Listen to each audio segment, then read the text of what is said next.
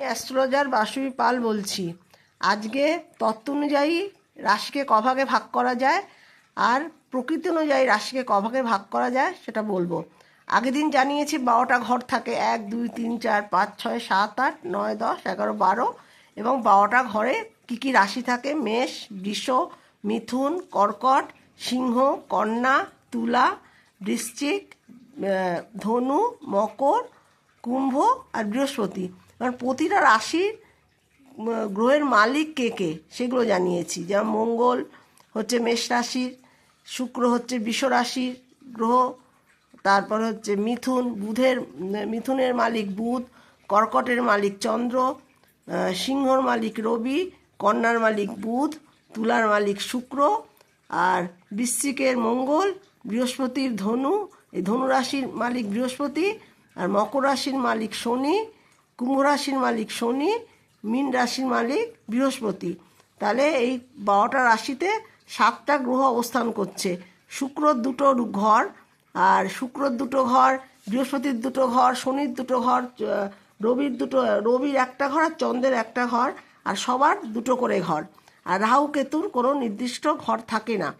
হ্যাঁ, তাহলে এইবার বলছি তত্ত্ব অনুযায়ী কভাগে ভাগ করা যায় রাশিকে। যেরকম মেষ রাশি হলো, তত্ত্ব অনুযায়ী মেষ রাশি হচ্ছে অগ্নি রাশি, অগ্নি। বৃষ রাশি হচ্ছে পৃথ্বী রাশি, পৃথ্বী। মিথুন রাশি হলো বায়ু রাশি, হ্যাঁ বায়ু। আর কর্কট রাশি জলরাশি। সিংহ রাশি হচ্ছে অগ্নি রাশি, আবার অগ্নি। কন্যা হচ্ছে পৃথ্বী রাশি, তুলা হচ্ছে বায়ু। আর বৃশ্চিক হচ্ছে জলরাশি। আবার অগ্নি রাশি ধনু, মকর হচ্ছে পৃথ্বী রাশি, কুম্ভ হচ্ছে বায়ু রাশি, আর মীন হচ্ছে জলরাশি। তাহলে রাশিকে তত্ত্ব অনুযায়ী 4 ভাগে ভাগ করা যায়: অগ্নি, পৃথ্বী, বায়ু, জল। আবার অগ্নি, পৃথ্বী, বায়ু, জল। আবার অগ্নি, পৃথ্বী, বায়ু, জল। এবার প্রকৃতি অনুযায়ী রাশিকে 3 ভাগে ভাগ করা যায়। যেমন মেষ রাশি হচ্ছে চর রাশি, চর অর্থাৎ যে সবসময় চলে, মানে চলমান রাশি। আর বৃষ রাশি হচ্ছে স্থির রাশি, আর মিথুন হচ্ছে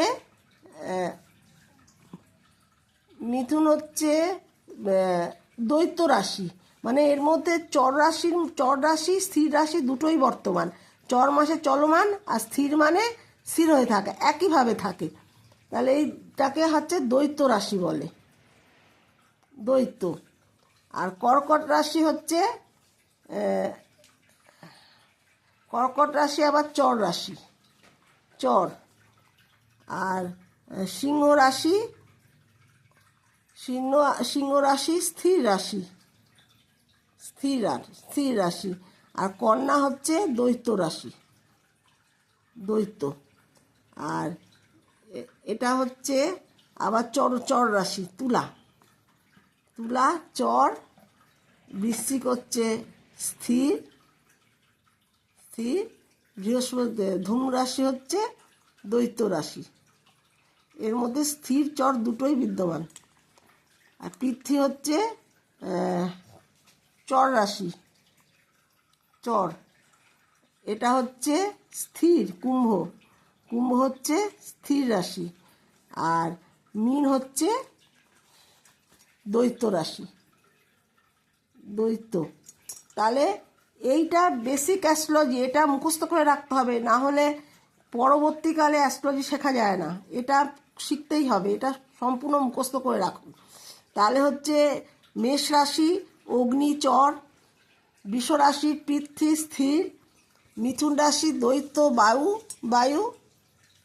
তারপরে কর্কট হচ্ছে চর আর জল স্থির, আর রবি হচ্ছে স্থির অগ্নি, পৃথ্বী হচ্ছে এই কন্যা হচ্ছে পৃথ্বী আর দৈত্যরা এই কন্যা হচ্ছে দৈত্য আর পৃথ্বী, আর 7 হচ্ছে তুলা রাশি, বায়ু রাশি ও চর রাশি, আর বৃশ্চিক রাশি হচ্ছে জল আর স্থির, ধনু রাশি হচ্ছে দৈত্য আর অগ্নি রাশি, আর পৃথ্বী রাশি হচ্ছে চর রাশি আর পৃথ্বী রাশি, আর বায়ু এটা হচ্ছে কুম্ভ রাশি, বায়ু ও স্থির, আর জল হচ্ছে এই মীন রাশি হচ্ছে জল ও দৈত্য রাশি। তাহলে প্রকৃতি অনুযায়ী 3টে চর, স্থির আর দৈত্য, আর তত্ত্ব অনুযায়ী অগ্নি, পৃথ্বী, বায়ু, জল, এইভাবে 4টে করে প্রকৃতি অনুযায়ী এই তত্ত্ব অনুযায়ী 4টে করে ভাগ আছে, 4বার, মানে তার মানে 12টা রাশিতে 3টে করে। আর চর স্থির দৈত্য হচ্ছে এটা প্রকৃতি অনুযায়ী। হ্যাঁ, তাহলে আজকে এতটুকুই থাক, এর পরের দিন আবার পরে আলোচনা করব, শেখাবো। নমস্কার।